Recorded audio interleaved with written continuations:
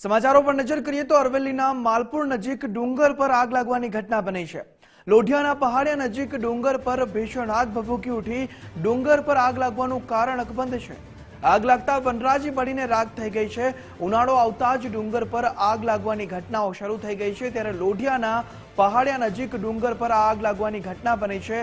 આગ લાગવાનું કારણ અકબંધ છે, પરંતુ આગ ધીમે ધીમે વિકરાળ સ્વરૂપ ધારણ કરી રહી છે અને આગ લાગવાથી વનરાજી જે છે આસપાસમાં રહેલી તે પણ બળીને રાખ થઈ ગઈ છે। એક તરફ વરસાદી માહોલ છે તો બીજી તરફ અરવલ્લીના માલપુરની આ ઘટના છે કે ડુંગર પર આગ લાગવાની ઘટના બની છે। એક તરફ ઉનાળો નજીક આવતા ધીમે ધીમે ડુંગર પર દરરોજ આગ લાગવાની ઘટનાઓ બને છે, ત્યારે લોઢિયાના પહાડિયા નજીક ડુંગર પર આ આગ ભભૂકી ઉઠી છે અને આગ લાગવાનું કારણ અકબંધ છે।